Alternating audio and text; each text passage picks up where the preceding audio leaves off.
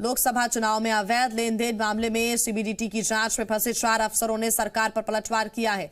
उन्होंने आरोप लगाया है कि राजनीतिक मकसद से केवल 4 अफसरों को टारगेट किया जा रहा है, जबकि डायरी में 12 अफसरों के नाम शामिल हैं। अफसरों ने कहा कि आयकर की अप्रेजल रिपोर्ट बनने से पहले सरकार को कार्रवाई का कोई अधिकार नहीं है।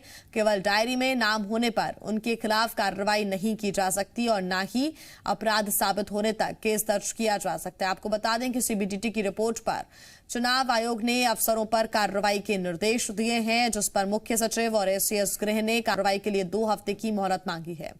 अफसरों ने केस डायरी में नामों के साथ छेड़छाड़ की आशंका व्यक्त करते हुए कहा कि केस डायरी का लीक होना संदेहास्पद है।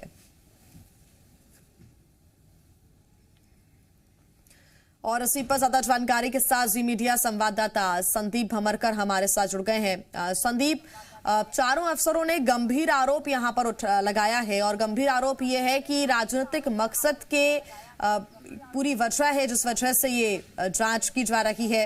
हालांकि चारों अफसरों का और क्या कुछ कहना है ये भी आपसे जानेंगे, लेकिन सियासत एक तरफ हो रही है तो अब अफसरों की तरफ से भी अपना पक्ष रखने की बात सामने आ रही है।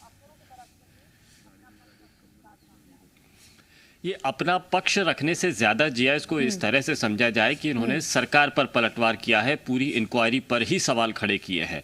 लीगल नोटिस दिया गया है, ये कोई जवाब नहीं है। लीगल नोटिस के जरिए, वकील के जरिए जो बातें कही गई है उसमें सरकार को के मामले में ये कहा गया है कि ये आयकर विभाग का छापा था और यदि उन्हें कोई जानकारी हासिल हुई है तो आयकर विभाग ने अभी अपनी अप्रेजल रिपोर्ट नहीं सौंपी है।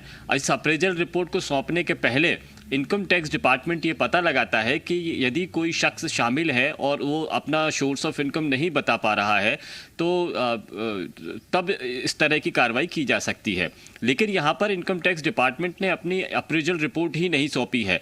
अप्रेजल रिपोर्ट सौंपने से पहले इनकम टैक्स डिपार्टमेंट संबंधित लोगों से पूछताछ करता है और ये पता लगाता है कि क्या सोर्स ऑफ इनकम क्या है, क्या जो उनको चीज़ें दस्तावेजों में मिली है वो कितनी सही है, उनका जो नाम लिखा गया है उसके आगे जो रकम लिखी गई है क्या वो ली गई है, ये सारी चीज़ें इनकम टैक्स डिपार्टमेंट पता लगाता है। लेकिन उससे पहले ही ये जो पूरा बवाल मच रहा है इसको पॉलिटिकल इसके पीछे मकसद बताया गया है। अफसरों ने ये भी कहा है कि सुप्रीम कोर्ट ने एक दफ़ा जैन हवाला कांड में यह कहा था कि डायरी में लिखे हुए नामों से के आधार पर आरोप नहीं लगाए जा सकते, सज़ा नहीं सुनाई जा सकती है और सुप्रीम कोर्ट ने ऐसे में उनके नामों को शामिल कराने पर फैसला देते हुए सब कुछ खारिज कर दिया था। ऐसे में यदि किसी जगह पर उनका नाम का उल्लेख हो रहा है, अफसरों के नाम का उल्लेख हो रहा है, तो वो सुप्रीम कोर्ट की गाइडलाइन के मुताबिक, सुप्रीम कोर्ट के दिए गए फैसले के मुताबिक ठीक नहीं है। बहुत सारे तर्क ऐसे दिए गए हैं जिसमें बताया गया है कि ये प्राकृतिक न्याय के सिद्धांत के अनुरूप कार्रवाई नहीं हो रही है, बल्कि इसके पीछे कोई पॉलिटिकल मकसद है। अफसरों ने एक तरह से इस पूरी जांच प्रक्रिया पर ही सवाल खड़े किए हैं। दूसरी तरफ सेंट्रल गवर्नमेंट ने इन पर कार्रवाई के लिए राज्य सरकार को लिख दिया है कि ये कार्रवाई, इनके ऊपर कोई अनुशासनात्मक कार्रवाई करना चाहते हैं तो कार्रवाई की जा सकती है, अनुमति दे दी है। ईओडब्ल्यू में एफआईआर दर्ज करने की तैयारी चल रही है। सरकार इनके खिलाफ में चुनाव आयोग को ये जवाब दे चुकी है कि वो 2 हफ्ते में इन पर कोई कार्रवाई कर देगी। उससे पहले अफसरों ने जिस तरह से पूरी जांच प्रक्रिया पर सवाल खड़े किए हैं, ये ऐसा लग रहा है कि कहीं ना कहीं कुछ ना कुछ गड़बड़ है और ये अफसर अब चुप बैठने वाले नहीं है। अफसरों ने तर्क तो ये भी दिया है कि इसमें कई अफसरों के दूसरे भी और भी नाम है, जो रिपोर्ट लीक हुई है उसमें जो पता लग रहा है उसमें केवल ये 4 अफसर नहीं है बल्कि कई और सारे अफसर हैं। लेकिन जो 4 अफसरों को टारगेट किया जा रहा है इसके पीछे कोई पॉलिटिकल मूवमेंट है, ये बताने की कोशिश की गई है। सरकार जब एक तरफ कार्रवाई की तरफ बढ़ रही थी तो ऐसे में इनका ये जवाब, इनका ये पलटवार वकीलों के जरिए दिया गया जवाब, ये काफ़ी सारे सवाल खड़े करता है और आने वाली जो जांच प्रक्रिया है ये किस तरह से होगी, जो सरकार की जो मंशा है उस पर भी पानी फेरता हुआ नजर आता है। बिल्कुल संदीप, राजनीतिक मंशा की वजह से कार्रवाई हो रही है, ये आरोप अफसरों ने लगाया है। हालांकि कई सवाल उन्होंने उठाए हैं, इस पर देखना होगा कि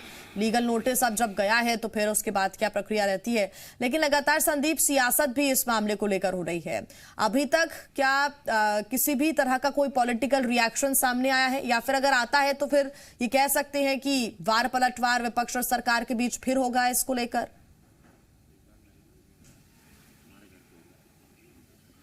फोन कट गया।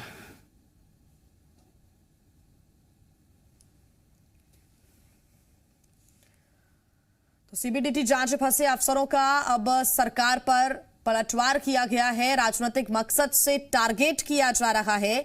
ये अफसरों ने कहा है, जिन 4 अफसरों के ऊपर कार्रवाई की जा रही है, उन 4 अफसरों ने ये लीगल नोटिस भेजा है और लीगल नोटिस में कई बातों का जिक्र किया गया है। उस लीगल नोटिस में यह भी लिखा गया है कि जिस तरह से जो डायरी है उसका सामने आना, बाहर आना, ये भी संदेहास्पद लगता है। जी मीडिया संवाददाता संदीप लगातार हमारे साथ जुड़े हुए हैं। संदीप, अगर हम पॉलिटिकल रिएक्शंस की बात करें तो इस पर एक बार फिर वार पलटवार होगा और ये देखना बड़ा दिलचस्प होगा कि पॉलिटिकली अब इस पर क्या रिएक्शन सामने आते हैं।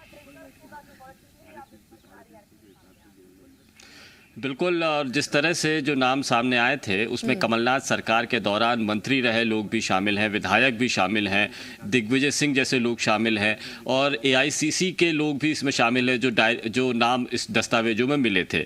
और इन अफसरों का ये कहना था कि आरोप जारी होने से पहले, यानी कार्रवाई शुरू होने से पहले ही रिपोर्ट अगर लीक हो गई है तो ये बताता है कि इसमें छेड़खानी भी की जा सकती है। तो इसीलिए ये पूरा जो मसला है ये पॉलिटिकल है। दूसरी तरफ कांग्रेस ने इस पर पहले ही मोर्चा खोल के रखा था और इसको राजनीतिक बदले की भावना से की गई कार्रवाई बताया जा रहा था। और ये कहा जा रहा था कि जो कार्रवाई करना हो कर ले, भरपूर कार्रवाई हो, अच्छी कार्रवाई हो, जांच एजेंसियां ठीक होनी चाहिए, ये सारी बातें कांग्रेस की तरफ से भी की गई थी। और अब यदि अफसरों ने इस तरह से जवाब दे दिया है तो इसके बाद में एक नया पॉलिटिकल बखेड़ा खड़ा होना लाजमी है।